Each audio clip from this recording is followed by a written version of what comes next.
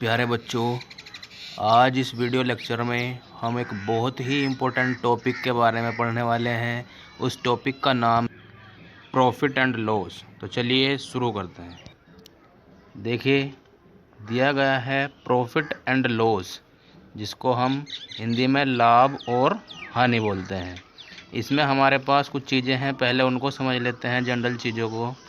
सबसे शुरू में दिया है आपको कॉस्ट प्राइस, जिसको हम हिंदी में क्रय मूल्य कहते हैं और शॉर्ट में हम इसको सीपी लिखते हैं।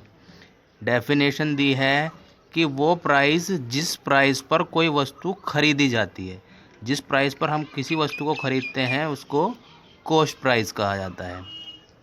दूसरे नंबर पे एक होता है हमारा सेलिंग प्राइस, जिसको विक्रय मूल्य कहते हैं हिंदी में, और इसको हम शॉर्ट में एसपी लिखते हैं।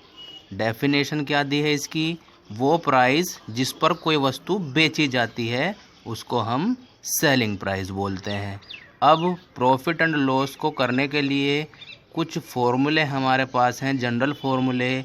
उन फॉर्मूलों को देख लेते हैं, क्योंकि फॉर्मूलों के बिना ये सवाल नहीं होंगे और आपको पता भी है कि फॉर्मूलों से ही हम सवाल कर सकते हैं। तो चलिए देखते हैं।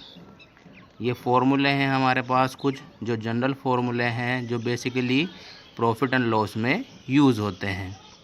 पहला फॉर्मूला दिया है कि आपको अगर सीपी और एसपी ये दो चीज़ें दी गई हैं, यानी कि आपको उस प्राइस का पता है जिस पे कोई वस्तु खरीदी गई और उस प्राइस का पता है जिस पे कोई वस्तु बेची गई, तो हम क्या निकाल सकते हैं उससे? प्रॉफिट। प्रॉफिट कब होगा? जब कोई वस्तु कम मूल्य पर खरीदी जाएगी और ज़्यादा मूल्य पर बेची जाएगी। इसी से दो फॉर्मूले और बनते हैं हमारे कि अगर आपको एसपी निकालना है तो प्रॉफिट प्लस सीपी होगा, और सीपी निकालना है तो एसपी माइनस प्रॉफिट होगा। दूसरा लॉस का फॉर्मूला है कि अगर आपको सेलिंग प्राइस और कॉस्ट प्राइस दिया है तो लॉस बराबर होगा सीपी माइनस एसपी, यानी कि जिस प्राइस पर आपने कोई वस्तु खरीदी है उसमें से जिस प्राइस पर आपने वो वस्तु बेची है तो लॉस निकल जाएगा। इसी से दो फॉर्मूले और बनते हैं, सीपी बराबर लॉस प्लस एसपी और एसपी बराबर सीपी माइनस लॉस। ये 6 फॉर्मूले तो ये हुए बेसिक वाले। अब हम चलते हैं कि इनकी परसेंटेज कैसे निकलती है। तो अगर आपको प्रॉफिट परसेंटेज निकालनी है तो सबसे पहले आपको प्रॉफिट निकालना होगा बटे सीपी गुणा 100, और आपको अगर लॉस परसेंटेज निकालनी है तो उसके लिए भी यही फॉर्मूला है, लॉस बटे सीपी गुणा 100। एक नोट दिया है कि प्रॉफिट परसेंटेज हो चाहे लॉस परसेंटेज हो, दोनों ही परसेंटेज सीपी पर ही निकलते हैं, यानी कि नीचे जो रखा जाएगा वो कॉस्ट प्राइस ही रखा जाएगा। तो चलिए अब एक आध एग्जाम्पल देख लेते हैं।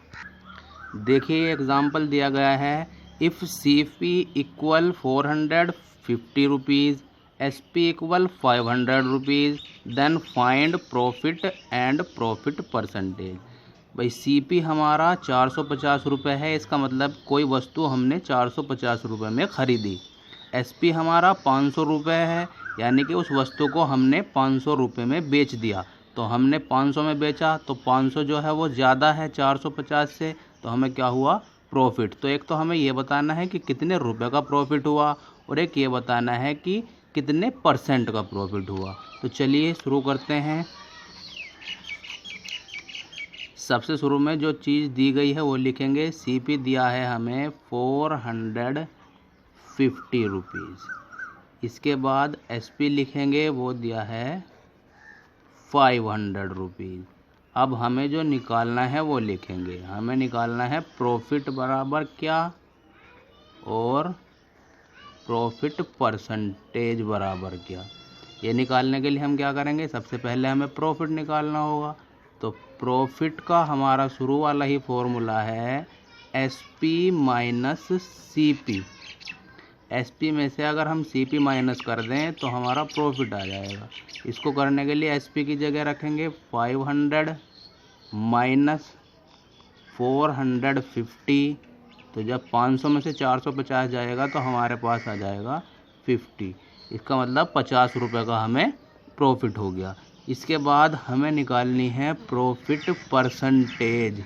और प्रॉफिट परसेंटेज निकालने के लिए हम क्या करेंगे, वही हमारे पास फॉर्मूला है कि प्रॉफिट अपॉन CP और गुणा में रख देंगे 100।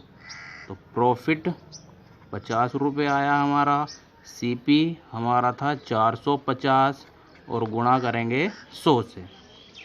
देखिए कैसे करना है, इस जीरो से इस जीरो को कैंसिल कर दीजिए। इसके बाद 5 एकम 5, 5 निम 45, ये हो जाएगा। तो हमारे पास आ जाएगा, ऊपर बचेगा 100 और नीचे बचेगा 9, यानी कि हमें 100 को 9 से डिवाइड करके लिखना है। तो 9 से डिवाइड कर देंगे, 9 1 जा 9, 10 में से 9 गया 1, 0 उतार लेंगे, फिर 9 1 जा 9, इसके बाद फिर 1 बचा, पॉइंट लगाया, फिर 0 उतार ली, और इसके बाद ये फिर 9 1 जा 9 हो जाएगा, 1 बचा, फिर 0 उतार ली, और 9 1 जा 9। तो हमारे पास ये 11.11% इतने परसेंट का उसको प्रॉफिट होगा अगर कोई वस्तु 450 में खरीद कर उसको 500 रुपये में बेच दी जाए। अब आपके लिए एक छोटा सा होमवर्क है।